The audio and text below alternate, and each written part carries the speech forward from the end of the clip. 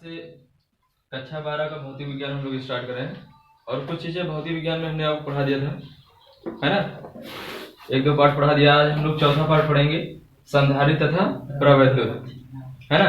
देखिए, जो विज्ञान हम लोग पढ़ रहे हैं, विज्ञान का बहुत ज्यादा इंपॉर्टेंस है। विज्ञान का जो यूज है वो कई क्षेत्रों में। हम लोग जो विज्ञान में पढ़ रहे हैं उसे हम लोगों ने 11 में जो पढ़ा था उसमें विज्ञान के दो पार्ट में बढ़ गया था। एक तो उसमें आपको पढ़ना था मैकेनिक्स का कुछ पार्ट पढ़ना था, आगे चल के ये बनता है यांत्रिकी, ठीक है ना। इंजीनियरिंग में बहुत ज्यादा उपयोग है। आप वहां पे एक बुक आपको मिलेगा, पूरा मैकेनिक्स की एक बुक ही मिलती है। कहाँ से? फिजिक्स फर्स्ट से। वो दो पार्टों में बनता है, एक तो सॉलिड बनता है, strength of material, solid mechanics बनता है, और एक मैकेनिक्स बनता है, उसको हम लोग कहते हैं स्ट्रेंथ ऑफ मटेरियल। और इसमें जो यांत्रिकी में पढ़ना होता है ये स्ट्रेंथ ऑफ मटेरियल होता है, दो पार्ट में बनता है। और जो यांत्रिकी में पढ़ना होता है इसमें हम लोग रिजिड बॉडी के बारे में पढ़ते हैं, सॉलिड बॉडी में पढ़ते हैं, है ना। और इसमें जो होता है इलास्टिसिटिक मटेरियल, जो इलास्टिक मटेरियल होते हैं उसके बारे में स्टडी किया जाता है। इलास्टिक मटेरियल जो होते हैं, आप लोगों ने पढ़ा होगा इलास्टिक मटेरियल ये सब क्या होता है। वो उसमें नहीं जाते, केवल आपको सेकंड फिजिक्स के बारे में पढ़ाते हैं कि कैपेसिटर का यूज क्या है और कहाँ पर प्रयोग होता है और कैपेसिटर है क्या हमारा, है ना। तो इसमें जो होता है सॉलिड मटेरियल के बारे में पढ़ते हैं और इसमें इलास्टिक मटेरियल के बारे में पढ़ते हैं। यहाँ से मटेरियल आपने पढ़ा होगा, स्ट्रेन स्ट्रेस डायग्राम पढ़ा होगा आपने, ऐसे बना होगा ऐसे कर्व पढ़ा होगा, है ना। यहाँ पे जो होता है मटेरियल यहाँ तक सॉलिड होता है, उसके बाद जब हम और ज्यादा फोर्स अप्लाई करते हैं तो मटेरियल में थोड़ा सा इलांगेशन आ जाता है, उसको खींचते हैं तो बढ़ जाता है, तो वहां से इलास्टिक चालू हो जाता है, जस्ट लाइक रबर, है ना। अब वो सब बहुत डिटेल में नहीं जाते यार, हम इसी पे आते हैं। और जो सेकंड फिजिक्स कक्षा 12 में आपको पढ़ना है वो भी दो पार्ट में बटा हुआ है। इसमें आपको दो भाग पढ़ना है क्लास 12 की जो विज्ञान है। एक तो पढ़ना है इलेक्ट्रिकल का पार्ट पढ़ना है, इलेक्ट्रिकल, और दूसरा पढ़ना है इलेक्ट्रॉनिक्स का पार्ट पढ़ना है। किसका पढ़ना है? इलेक्ट्रॉनिक्स, ठीक है। दो पार्ट पढ़ना है, इलेक्ट्रिकल का पार्ट पढ़ना है और एक पढ़ना है इलेक्ट्रॉनिक्स का पार्ट पढ़ना है, दो पार्ट पढ़ना है। अच्छा, इलेक्ट्रॉनिक्स के पार्ट में आप लोग जानते होंगे क्या क्या आता है। जस्ट लाइक उसमें हम लोग टेलीविजन के बारे में पढ़ते हैं, चिप बनता है कैसे, ट्रांजिस्टर कैसे बनता है, आईसी कैसे बनता है ना। जैसे रेडियो होता है ना, बाजा, आप लोगों ने देखा बाजा, तो उसमें चिप लगा होता है, आईसी लगा होता है ना, एम्पलीफायर बना होता है, ये सब आप जानते होंगे। तो वो सब जो होता है इलेक्ट्रॉनिक्स का पार्ट होता है। और जो इलेक्ट्रिकल का पार्ट होता है उसमें हम लोग जैसे हो गया क्या, पंखा हो गया, कूलर हो गया, विद्युत मोटर हो गया, ये सब किसके पार्ट है? बल्ब हो गया, विद्युत बल्ब हो गया, ये सब इलेक्ट्रिकल का पार्ट है। तो ये जो कैपेसिटर है जो हम लोग पढ़ रहे हैं ये जनरली किसका भाग है? इलेक्ट्रिकल का पार्ट है। कहोगे कैसे? तो इसके बारे में समझते हैं कैपेसिटर है क्या। फिर कैपेसिटर के बाद हम लोग पढ़ेंगे कैपेसिटेंस, है ना। तो पहले हम लोग कैपेसिटर पढ़ते हैं, संधारित्र जानते हैं क्या होता है। संधारित्र क्या है? इसको बोलते हैं इंग्लिश में कैपेसिटर। आप लोगों ने देखा है कहीं भी कैपेसिटर? नहीं देखा है। इसका काम क्या होता है? पंखा, आप देखिए पंखा, मोटर देखिए हो, है ना, कैमरा देखे होंगे आप लोग। तो जो पंखा होता है उसमें आप देखते होंगे कहीं कहीं कंडेंसर लगा होता है, देखा कि नहीं देखा है? ऐसे बना होता है, ऐसे बेलनाकार कंडेंसर लगा होता है। यही जो कंडेंसर लगा होता है यही क्या होता है? यही संधारित्र होता है, कैपेसिटर होता है। इसका काम क्या होता है बताओ? इसका काम क्या होता है? इसका काम ये होता है, ये अपने अंदर जो होता है वो इलेक्ट्रिकल एनर्जी को स्टोर करता है। किसको स्टोर करता है? इलेक्ट्रिकल एनर्जी को, इलेक्ट्रिकल एनर्जी को स्टोर करता है। देखिए, जो जनरली सामान्यतः करंट आता है 30 एम्पियर से ज्यादा नहीं आता करंट, 150-200 एम्पियर करंट नहीं होता। ज्यादातर करंट जो आता है सर्किट में अपने जो हम लोग यूज करते हैं ज्यादा से ज्यादा 30 एम्पियर आता है। तो जो फैन होता है उसको शुरू में चलने के लिए बहुत ज्यादा एनर्जी की रिक्वायरमेंट होती है। शुरू में स्टार्ट होने के लिए बहुत ज्यादा करंट लगता है, बहुत ज्यादा एनर्जी की रिक्वायरमेंट होती है। क्यों? क्योंकि यार आप देखो मोटर होता है ना, जब शुरू में हम लोग उसको स्टार्ट करते हैं तो बहुत ज्यादा एनर्जी की जरूरत पड़ती है, बहुत ज्यादा ऊर्जा की उसको रिक्वायरमेंट पड़ती है। फैन बना हुआ आपका ऐसे, ये फैन जब शुरू में स्टार्ट होता है बहुत ज्यादा होता है। जैसे अगर कहोगे कैसे शुरू में स्टार्ट होता है ज्यादा लगता है, आप एक बात बताओ हमें, एक पत्थर यहाँ पे रखा हुआ है, ऐसे क्या रखा हुआ है, पत्थर ऐसे रखा हुआ है। अब इस पत्थर को जब हम ढकेलते हैं इसको चलाने के लिए, जब इसको ढकेलेंगे चलाने के लिए, तो शुरू में हमें क्या होता है, ज्यादा बल लगाना पड़ता है, और कुछ देर बाद जब ये चल जाता है तो कुछ कम ही बल पर ये चलना प्रारंभ कर देता है। चलता है कि नहीं चलता, आप बताओ क्यों? क्योंकि शुरू में यहाँ पर घर्षण बल जो होता है वो ज्यादा होता है, घर्षण बल ज्यादा होता है। तो हमें क्या करना पड़ता है, जब हम बल लगाते हैं तो इस घर्षण बल के विरुद्ध में कार्य करना पड़ता है। तो इसीलिए शुरू में हमें क्या करना पड़ता है, बल ज्यादा। क्यों? घर्षण बल हमेशा जो होता है बैकवर्ड लगता है। अगर आप बल इधर लगा रहे हैं तो घर्षण बल क्या होता है, इधर लगता है, फ्रिक्शनल फोर्स म्यू आर, है ना, इधर लगता है, इधर को बल लगाया, घर्षण इधर लगा।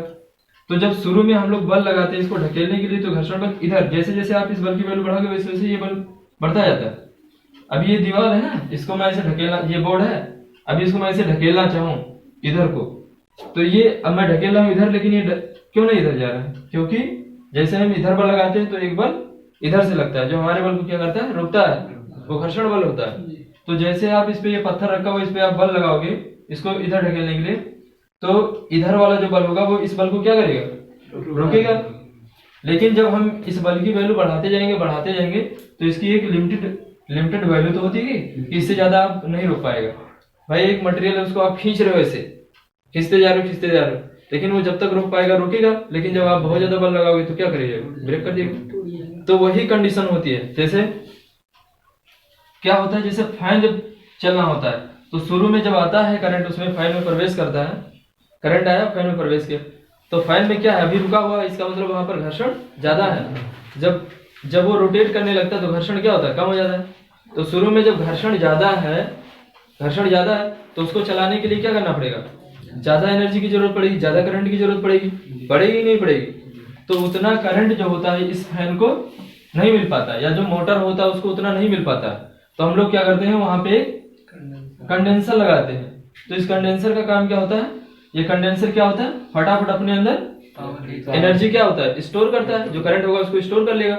और जब एनर्जी ढेर सारा इकट्ठा कर लेगा तो ये अचानक सडन, जैसे इसमें एनर्जी स्टोर हो गई बहुत ज्यादा, अब ये एनर्जी, टोटल एनर्जी एकाएक क्या करेगा, फैन को दे देगा। और जैसे एकाएक फैन को दे देगा, फैन क्या करेगा, रोटेट करने लगेगा। तो इसका काम क्या होता है, यही कैपेसिटर है। इसका काम होता है एनर्जी को स्टोर करना, और एनर्जी को स्टोर करने के बाद सर्किट को एनर्जी देना कि वो अचानक क्या है, चलने लगे।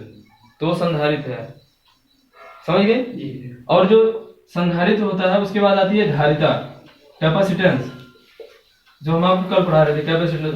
उसको समझ लेते हैं क्या होता है कैपेसिटेंस। इसको बोलते हैं धारिता। क्या बोलते हैं इसको, धारिता। तो धारिता क्या होता है, धारिता जो होती है वो कैपेसिटर की एक प्रॉपर्टी होती है, उसका एक गुण होता है।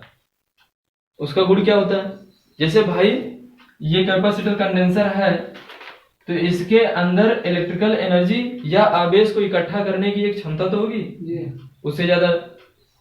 समझिए आप बात, जैसे ये कंडेंसर है, ये कैपेसिटर है, आपकी एक धारिता है, तो उसके अंदर एनर्जी स्टोर होने की एक क्षमता तो होती है कि इतने एनर्जी स्टोर कर सकता है। तो जितना वो एनर्जी अपने अंदर स्टोर कर ले जाए, या जितना उसके अंदर आवेश ग्रहण करने की क्षमता होती है, वही क्या होता है, धारिता होती है। आप समझ में? तो ये जो है इसका बेसिक कॉन्सेप्ट है। अब डेफिनेशन इसकी समझते हैं, ठीक है? जो बेसिक कॉन्सेप्ट था वो मैंने आपको समझा दिया कि संधारित्र क्या होता है और धारिता क्या होती है। धारिता क्या होती है, संधारित्र की एक प्रॉपर्टी होती है, यानी कैपेसिटर की एक प्रॉपर्टी होती है कि वो अपने अंदर कितना आवेश इकट्ठा करेगा, वही क्या होता है, वैद्युत धारिता। तो वैद्युत धारिता समझ में आ गया है। अब हम लोग इसको परिभाषित कैसे करेंगे, एक फार्मूला इसका बनाएंगे कैसे।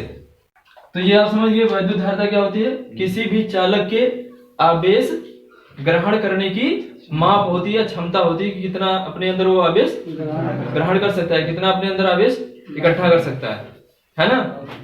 तो जैसे क्या होता है, अगर कोई भी कैपेसिटर है ना, जैसे जैसे हम उसको आवेश देते हैं वैसे वैसे उसके विभव में क्या होता है, वृद्धि होता है। जैसे हम आवेश देंगे तो आवेश के अनुपात में उसके विभव में, तो जब किसी चालक को आवेश दिया जाता है तो उसके वैद्युत विभव में वृद्धि होती है। वैद्युत विभव मैंने बताया था आपको, कल ही समझाया था कि एकांक धनावेश को एक बिंदु से यानी अनंत से वैद्युत क्षेत्र में लाने के लिए जो कार्य करना पड़ता है वही उसका क्या होता है, वैद्युत विभव होता है ना, वैद्युत विभवांतर होता है।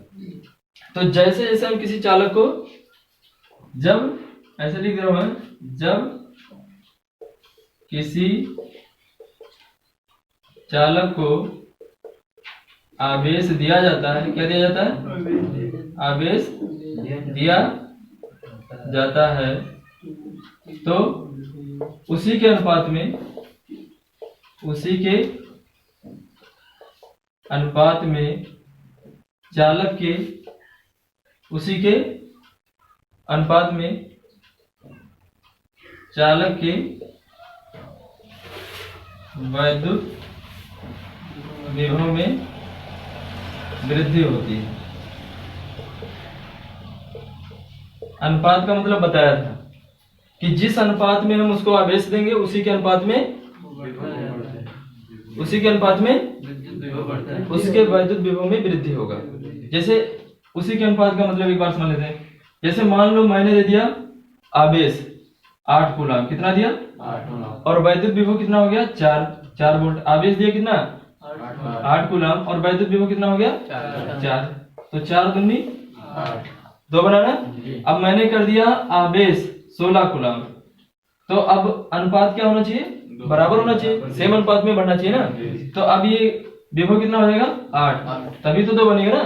अब मैं मान लो कर दिया इसको 32, तो ये कितना होना चाहिए 16, क्योंकि जिस अनुपात में जितना हम वैद्युत आवेश दे चालक को उसी के अनुपात में क्या होना चाहिए, वैद्युत विभव बढ़ना चाहिए, है ना। समझ में आ गया। तो यही चीज मैं लिखा हूं, जब किसी चालक को आवेश दिया जाता है तो उसी के अनुपात में चालक के वैद्युत विभव में वृद्धि होती है। माना किसी चालक को क्यू कूलम आवेश दिया जाता है, क्या दिया जाता है, क्यू कूलम आवेश दिया जाता है, आवेश दिया जाता है तथा उसके वैद्युत विभव में B वोल्ट की वृद्धि होती है। कितने की वृद्धि होती है, B वोल्ट वृद्धि होती है। तब क्या कंडीशन बनेगा भाई, Q is directly proportional B। इसका मतलब कि जिस अनुपात में आवेश दिया जाएगा उसी के अनुपात में वैद्युत विभव बढ़ेगा, है ना। जिस अनुपात में आवेश दिया जाएगा उसी के अनुपात में वैद्युत विभव बढ़ेगा। ये अनुक्रमानुपाती का चिन्ह यही दर्शाता है कि जितना ये बढ़ेगा उसी के अनुपात में ये बढ़ेगा। और जब हम कभी अनुक्रमानुपाती का चिन्ह हटाते हैं तो वहां पर एक नियतांक रखते हैं। जब कभी भी अनुक्रमानुपाती का चिन्ह हटाया जाता है तो वहां पर एक नियतांक रखा जाता है और उस नियतांक का नाम हमने दे दिया C। और जैसे ये नियतांक हटेगा बराबर का चिन्ह लग जाएगा, ये प्रोपोर्शनल का चिन्ह हटेगा, क्या लग जाएगा बराबर। और यहाँ पर क्या रखेंगे नियतांक, समझ गए ना। अब इसको हम क्या लिख सकते हैं, इसको ऐसे भी लिख सकते हैं, या C बराबर Q बाई, इसको समीकरण एक मान लें। अब जो C है ना नियतांक, ये C क्या है, नियतांक ये तो है, क्योंकि 2 आ रहा था ना, वही जो 2 अनुपात आ रहा था बराबर बराबर, वही नियतांक था। उस नियतांक को क्या बोलेंगे C, और C को ही क्या बोलेंगे चालक की धारिता, यानी नियतांक C को चालक की वैद्युत धारिता कहते हैं। आप समझ में। और अगर आपको वैद्युत धारिता की परिभाषा लिखना तो कैसे लिखोगे, अगर आपको वैद्युत धारिता की परिभाषा लिखना तो कैसे लिख सकते हो बताओ।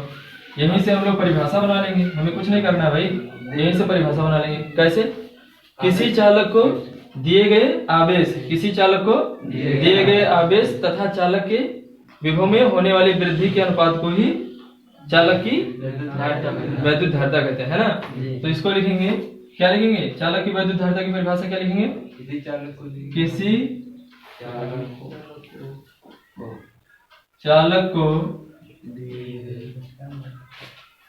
चालक को दिए गए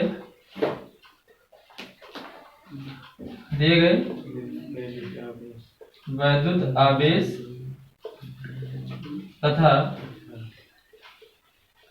चालक के विभव में, चालक के वैद्युत विभव में लिख देना ना, वैद्युत विभव लिख देना आप। चालक के वैद्युत विभव में होने वाले वृद्धि के अनुपात को ही चालक का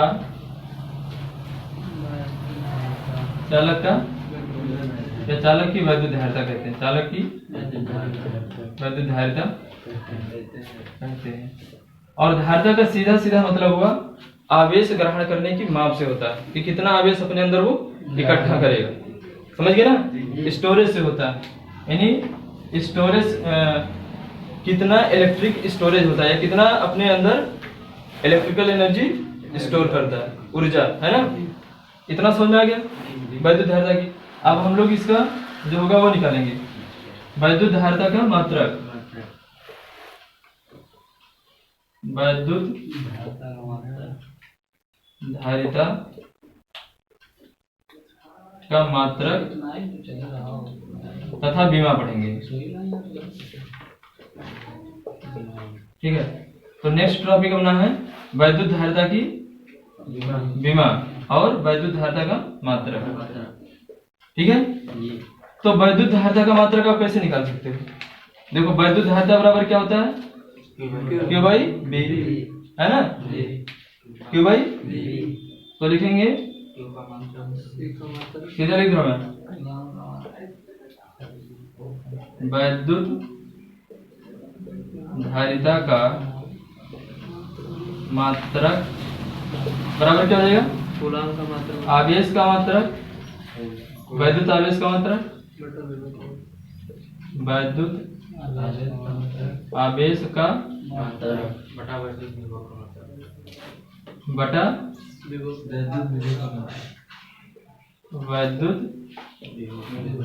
विभव का मात्रक। समझ आ गया? तो वैद्युत आवेश का मात्रक क्या होता है? कूलाम होता है। क्या होता है? बटा वैद्युत विभव का मात्रक वोल्ट। अब समझ आ गया? तो वैद्युत धारिता का मात्रक क्या हो जाएगा? कूलाम बटा वोल्ट कहते हैं, है ना? वैद्युत धारिता का मात्रक क्या हो जाएगा? कूलाम बटा वोल्ट। ये तो सब लोग जानते हो ना? अच्छा, कूलाम बटा वोल्ट को हम लोग फैरेड बोलते हैं। कूलाम बटा वोल्ट को क्या बोलते हैं? फैरेड बोलते हैं, है ना? तो लिख देंगे वैद्युत धारिता का, ऐसे लिखेंगे, ऊपर इसको मिटा देना, ठीक है ना? लिखेंगे कूलाम बटे वोल्ट को, कूलाम बटे वोल्ट को फैरेड कहते हैं। फैरेड कहते हैं। अतः फैरेड भी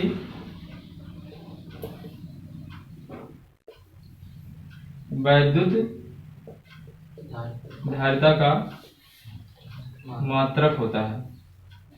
फैरेड भी वैद्युत धारिता का मात्रक होता है। समझ में आ रहा है कि नहीं आ रहा? बताओ, अगर नहीं आएगा तो बताना, ठीक है ना? तो इसको ऐसे लिखते हैं, देखो, फैरेड किसके बराबर होता है? कूलाम बटा वोल्ट के। इसलिए जब हम लोग निकालते हैं एक फैरेड, तो एक फैरेड बराबर क्या हो जाएगा? एक कूलाम बटा एक वोल्ट। एक हो गया यार, एक से भाग करोगे वही आ जाएगा। एक फैरेड बराबर क्या होता है? एक कूलाम बटा वोल्ट। समझ में आ गया ना? और जो फैरेड होता है ये भी बड़ा मात्रक होता है। तो फैरेड को हम लोग क्या करते हैं, और छोटे मात्रक में भी व्यक्त कर सकते हैं। फैरेड जो होता है बड़ा मात्रक होता है, तो इस फैरेड को हम लोग क्या करते हैं, और छोटे मात्रक में भी व्यक्त कर सकते हैं। तो फैरेड से जो छोटा होता है वो होता है पिको फैरेड, माइक्रो फैरेड, है ना? क्या होता है? Micro farad. तो 1 माइक्रो फैरेड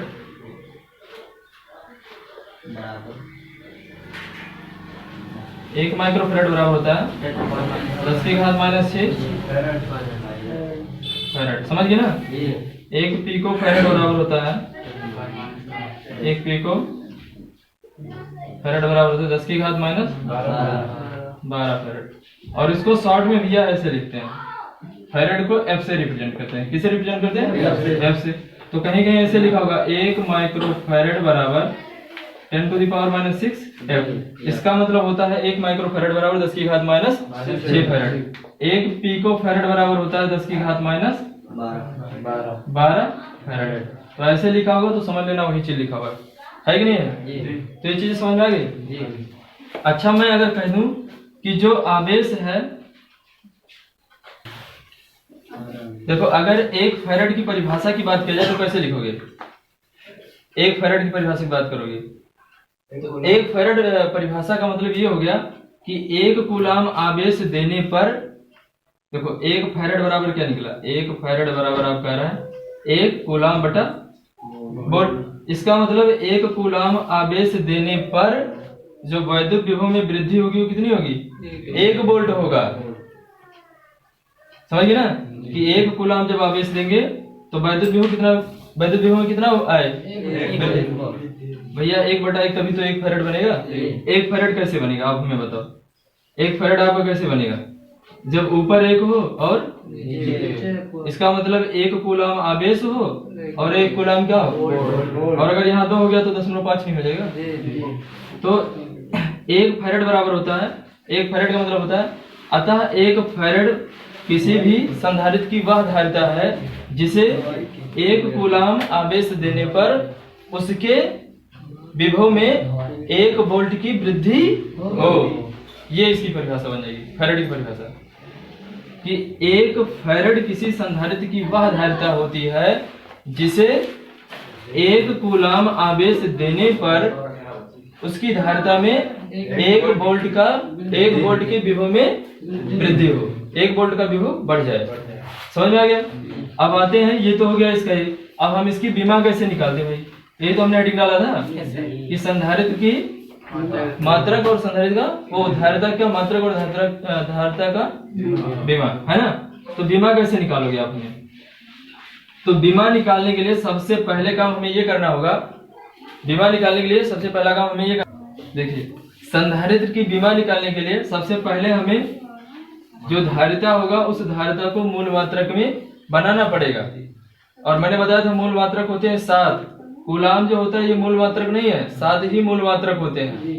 वो बताया था किलोग्राम, है ना? क्या क्या बताया था? किलोग्राम, मीटर, सेकेंड और केल्विन। जूल कहाँ होता है? एम्पियर और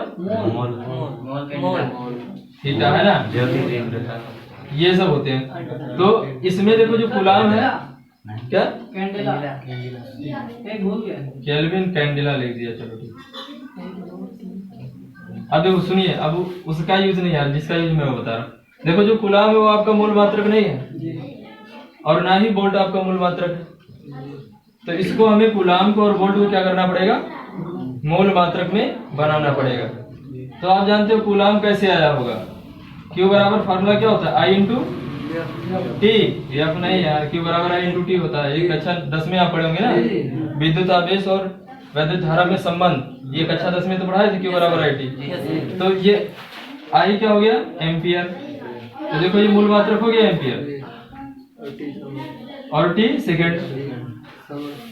तो Q का जो मूल मात्रक होता है यानी आवेश का जो मूल मात्रक होता है वो क्या होता है? एम्पियर और सेकेंड। यानी कूलाम बराबर क्या लिख सकते हो आप? आवेश का मात्रक कूलाम लिखते हो ना, तो कूलाम बराबर किसके होता है? एम्पियर और सेकेंड के बराबर होता है। तो इसको हम लिख देंगे धारिता का यानी C का, ऐसे लिखूंगा शॉर्ट में, C का मूल मात्रक बराबर कूलाम का मूल मात्रक। तो कूलाम को क्या लिख सकते हो आप? एम्पियर गुणे सेकेंड। मूल मात्रक में बनाओ और बटा वोल्ट को क्या लिख सकते हो बताओ? जूल प्रति कूलम। वोल्ट को जूल प्रति कूलम। जूल प्रति कूलम। जूल प्रति कूलम मूल मात्रक होता है। न्यूटन। जूल कहाँ मूल मात्रक होता है? जूल कहाँ मूल मात्रक होता है? न्यूटन गुणे मीटर। न्यूटन गुणे मीटर। देखो जो वोल्ट बराबर बी बराबर किसके होता है? विभव बराबर किसके होता है बताओ? जूल प्रति कूलम। W/Q यही तो बताया था ना। लेकिन वो उसका मूल मात्रक कहाँ है? जूल प्रति कूलम बार बार बोल रहा है, गलत बता रहे। मूल मात्रक नहीं, ये भी व्युत्पन्न मात्रक है, इसको फिर से चेंज करना पड़ेगा। इसको लिखेंगे जूल बटा कूलम। समझ में आया कि नहीं आया? तो बी का जो मात्रक लिखोगे वो जूल बटा कूलम, लेकिन ये भी मूल मात्रक में नहीं है। अच्छा इसको पहले ऐसे रहने दो भी, कूलम बटा ऐसे लिख रहे हैं, कूलम बटा वोल्ट। वोल्ट की जगह पर क्या लिखे? जूल बटा कूलम। ऐसा इसलिए लिख रहा हूँ कि हो सकता है कुछ कट पिट जाए। तो इसका बटा मान लेना 1, कटेगा नहीं ये। कूलम का बटा कुछ दिए नहीं है, तो इसका बटा 1 मान लेना, ऊपर चला जाएगा। तो बनेगा क्या? कूलम स्क्वायर बटा जूल। अब देखो जूल भी जो मूल मात्रक नहीं है और ना ही कूलम मूल मात्रक है, तो जूल किसका मात्रक होता है? कार्य का मात्रक होता है। जूल किसका मात्रक होता है? कार्य का। तो कार्य का मात्रक क्या हो जाएगा? कार्य बराबर क्या होता है? बल गुणे विस्थापन, ये तो होता है। अच्छा बल भी जो है, अब बल का मात्रक आप लिख दोगे न्यूटन, ये तो लिखोगे न्यूटन गुणे मीटर। तो भैया न्यूटन कहाँ मूल मात्रक है बताओ? न्यूटन का मूल मात्रक दिख रहा है, तो इसको हमें मूल मात्रक में बनाना है। तो बल बराबर क्या होता है? द्रव्यमान गुणे त्वरण, होता ही नहीं होता? तो अभी ये भी मूल मात्रक में नहीं है। देखो द्रव्यमान को लिखेंगे किलोग्राम, और त्वरण का मात्रक क्या होता है? मीटर बटा मीटर बटा। अब देखो मूल में आ गया, देखो किलोग्राम मीटर और सेकंड में है कि नहीं है? तो इसका मतलब ये मूल मात्रक में चेंज हो गया, इसी में लाना रहता है मूल मात्रक में। तो ये जो था F बराबर M में द्रव्यमान गुणे त्वरण, तो द्रव्यमान का मात्रक किलोग्राम, त्वरण का मात्रक मीटर बटा सेकंड स्क्वायर। तो देखो ये भी और ये सब में किस में आ गया? मूल मात्रक में आ गया, नहीं आ गया?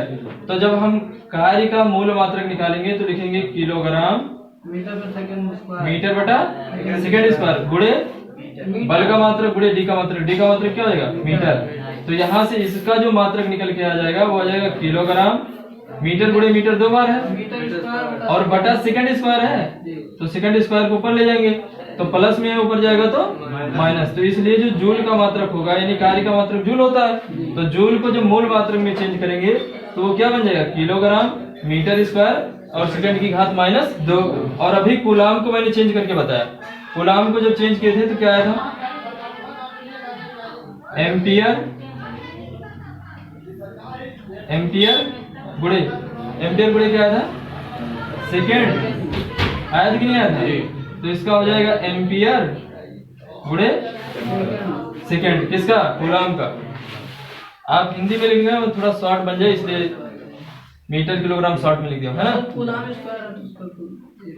मैं कूलम का बताया भैया, कूलम स्क्वायर का नहीं बताया, अभी वो भी बता रहा हूँ। काहे यार बीच बीच में टोका करते हैं, समझ में आया ना? तो अब भैया सी का मात्रक क्या हो जाएगा? कूलम की जगह पर क्या लिख सकते हैं? एम्पियर गुणे सेकंड। तो हो जाएगा एम्पियर गुणे सेकंड, और स्क्वायर है तो लगा दो स्क्वायर। और जूल का मात्रक क्या हो जाएगा? किलोग्राम मीटर स्क्वायर बटा इंटू सेकंड। तो किलोग्राम मीटर स्क्वायर सेकंड की घात -2। अब इसी को सॉल्व करो आप। इसको जब आप सॉल्व करोगे कितना हो जाएगा? बराबर के नीचे बराबर लगाना, a square into S square kilogram metre square और s की पावर -2। समझ गए ना? अब सबको उठा के ले जाओ ऊपर। तो ये देखो इसकी घात कुछ नहीं दिया तो 1 मान लेंगे, तो ये ऊपर जाएगा तो किलोग्राम की घात -1 और मीटर की घात क्या हो जाएगा? -2 और गुणे a की घात 2, और ये a की घात 2 है, ये ऊपर जाएगा तो माइनस में है तो क्या हो जाएगा? प्लस हो जाएगा, तो ये हो जाएगा s की घात 4। तो c का मूल मात्रक निकल गया। किसका मात्रक निकल गया? c का मूल मात्रक। समझ लेना क्या लिखा है? c का मूल मात्रक। अब लिखेंगे c की विमा। c की यानी किसकी बीमा निकालना है? सी की बीमा। सी की बीमा का मतलब वैद्युत धारिता की बीमा। तो किलोग्राम के लिए हम लोग बीमा क्या लिखते हैं बताओ? कुछ पढ़े ही नहीं हो। सुनो, जब किलोग्राम होता है तो उसके लिए हम बीमा में प्रदर्शित करते हैं, यम से प्रदर्शित करते हैं इसकी बीमा को, कैपिटल यम से। मीटर की जो बीमा होती है उसको हम लोग किसे एल से, है ना, बीमा को प्रदर्शित करते हैं। एम्पियर को एम्पियर से ही, और सेकंड को किससे? टी से। सेकंड को टी से रिप्रेजेंट करते हैं। तो किलोग्राम की जगह पर क्या लिखेंगे? यम। तो यम की घात क्या हो जाएगा? -1, और यल की घात -2, और एम्पियर को एम्पियर ही लिखते हैं, और सेकंड को लिखेंगे टी की घात 4। T4 पढ़ते हैं उसको। तो ये होता है सी की बीमा। समझ में आ गया? तो यहाँ से आपकी ये टोटल डेफिनेशन खत्म हो गई। संधारित्र क्या, हर एक चीज पॉइंट टू पॉइंट क्लियर कर दिया। ठीक है।